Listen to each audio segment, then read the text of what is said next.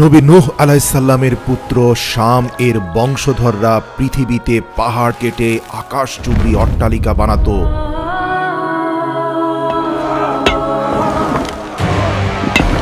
নিজেদের শক্তি, প্রযুক্তি আর সক্ষমতার অহংকারে অন্ধ এ জাতির সর্দারের বক্তব্য তুলে ধরে পবিত্র কোরআনে মহান আল্লাহ তাআলা বলেন, ওয়াকালু মান আশাদ্দু মিন্না কুওয়া, আমাদের চেয়ে শক্তিশালী আর কে আছে? আদ জাতির সর্দারের এ দাম্ভিক বক্তব্য শুনে রাষ্ট্রীয় এক অতিথি প্রতিবাদ করে বলেছিল, ভুলে যাবেন না, আপনাদের পূর্বপুরুষ নবী নূহ আলাইহিস সালামের দোয়ার বরকতেই আপনারা আল্লাহর নিয়ামত প্রাপ্ত হয়েছেন। আজ উঁচু উঁচু দালান কোঠা বানাচ্ছেন আর আল্লাহর তরফ থেকে শারীরিক সক্ষমতা ও মানসিক শক্তি পেয়েছেন। তাই অহংকারী না হয়ে আল্লাহর প্রতি কৃতজ্ঞ হওয়া উচিত। সমালোচনা সহ্য করতে না পারা অহংকারে অন্ধ আদ জাতির সেই সর্দার সাথে সাথে সেই রাষ্ট্রীয় অতিথিকে হাত পা বেঁধে মরুভূমির বুকে নিক্ষেপ করে বললেন, দেখি আগামী 3 দিনের মরুঝড়ে তোমার আল্লাহ তোমাকে সাহায্য করে কিনা।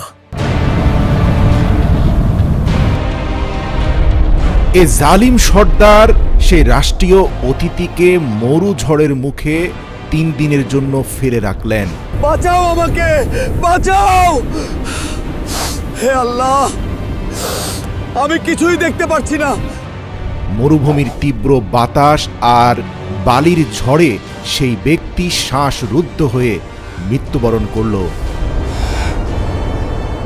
অথচ সেই একই ঝড়ের মধ্যে সর্দারের কোনো ক্ষতি হলো না।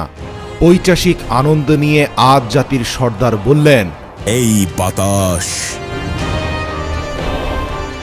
আমাদের গোলাম।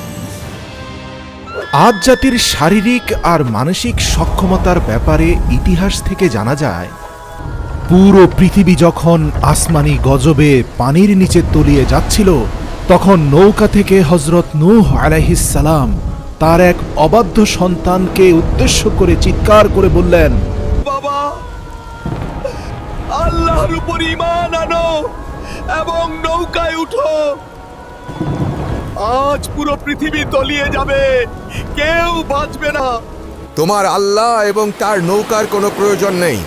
আমি উঁচুতেই আছি, এই ঝড় আমার কিছুই করতে পারবে না। নবী পুত্র হয়েও আল্লাহর নাফরমানি আর অকৃতজ্ঞতার দরুন এক সামুদ্রিক জলোচ্ছ্বাস পিতার সামনে পুত্রকে পানির নিচে তলিয়ে নিয়ে গেল। চোখের সামনে সন্তানের এই করুণ পরিণতি দেখে চিৎকার করে উঠলেন হযরত নূহ আলাইহিস সালাম। এরপর হযরত নূহ তার বেঁচে থাকা 2 সন্তানের ব্যাপারে নৌকার মধ্যেই সেজদায় লুটিয়ে পড়ে আল্লাহর সাহায্য প্রার্থনা করেন এবং তাদের ভবিষ্যৎ বংশধরদের শক্তি আর সামর্থ্যের দোয়া করেন। আল্লাহ হযরত নূহ আলাইহিস সালামের দোয়া কবুল করে নৌকায় আশ্রয় পাওয়া হযরত নূহ এর ছোট পুত্র শাম এর বংশধরদেরকে অত্যন্ত শক্তিশালী করে পৃথিবীতে প্রতিষ্ঠিত করেন। বর্তমান ইয়েমেন ও ওমানের মধ্যবর্তী আহকাফ এলাকায় বসবাসরত এ প্রবল শক্তিশালী জাতি আদ ভুলেই গিয়েছিল যে তাদের শারীরিক মানসিক সক্ষমতার উৎস আল্লাহর দয়া ও রহমত, যা নবী নূহ আলাইহিস সালামের দোয়ার বরকতে এসেছে। তাদের উপাসনা করা মিথ্যা মূর্তির দয়ায় নয়। মহান আল্লাহ পবিত্র কোরআনে এই শহরের পরিচয় তুলে ধরে বলেন, ইরামা যাতুল ইমাদ, অর্থাৎ আকাশচুম্বী ইমারতের শহর।